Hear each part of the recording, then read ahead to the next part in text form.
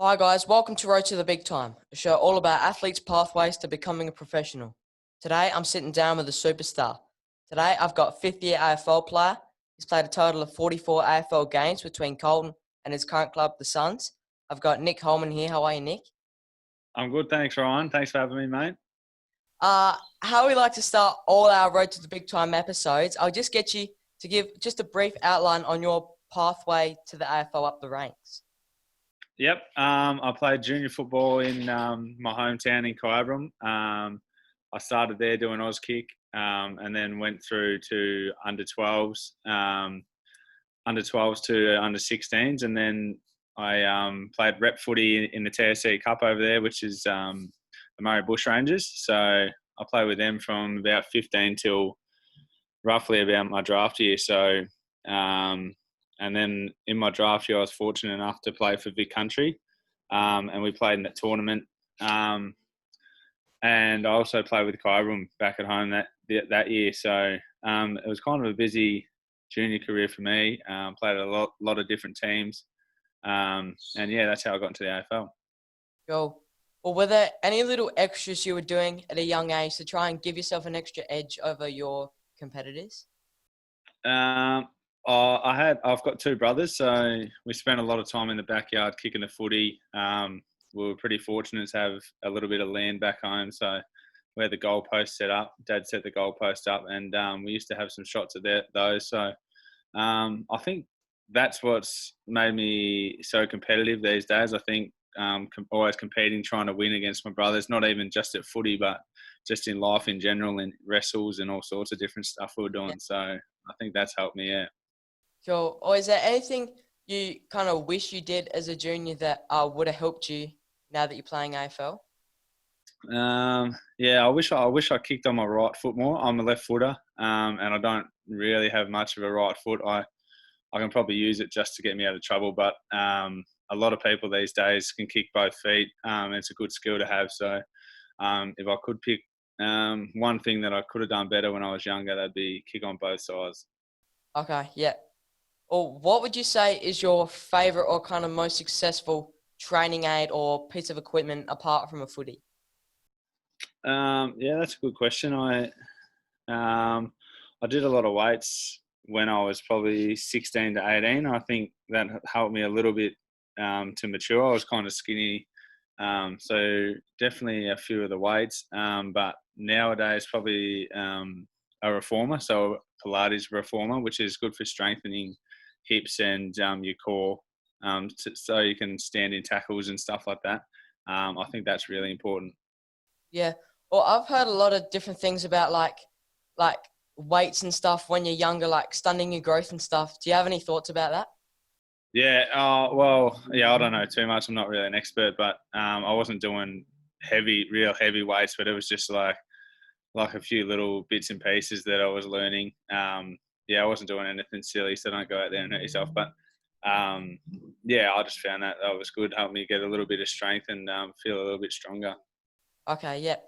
Or you got your first opportunity in the AFL playing for Carlton, but then got delisted in 2015, but you've made it back into the AFL to play for the Suns after 2 years in the Sandful. Why do you think you found more success at the Gold Coast? Um, yeah, that's a good question as well. I'm not 100% sure. I think when I got delisted, I was only 20. I was still pretty young. I was still learning about the game. I still obviously am, but I think I've matured a bit. My body's matured. I'm probably fully grown now, hopefully, and uh, yeah, I think I'm a bit smarter. I kind of know what I need to do to prepare for footy and what not to do. So I think I've just grown as a person, and some guys bloom late. But yeah, lucky enough to get a second chance, and it's been going all right so far. Yeah. Or I watched you play a few times and you're a bit of a tackling beast. Has that always been a part of your game or is that something you've worked on in your older years? Not sure about a beast, but I don't mind a tackle. Yeah, I'm not quick enough to get the ball myself, so so I just have to chase. When I was younger, Dad was always big on tackling. He was my coach, in under 14s and under 16s. So we used to have a tackling award, tackler of the week, and that was the award that I wanted to win. So I've always prided myself on tackling, and I enjoy that part of the game for sure. Yeah, when you're playing games, is your tackling kind of a mentality you have, or is it just you naturally kind of just do it? Yeah, it's kind of. I sometimes it depends on the play because AFL is so quick. You're always thinking, and if you're in two minds, then you might get stepped or you might miss the opportunity. So you kind of just got to back yourself and go for it. But it's kind of become second nature, and I kind of just do it now. Yeah, cool. Or you've had a few little injury troubles throughout your career. Did you have any of these issues as a junior footballer, or is it something that's kind of risen since starting your AFL career? No, I was pretty fortunate as a junior. I didn't really hurt anything, so I had maybe one injury when I was a junior, but I didn't miss any footy.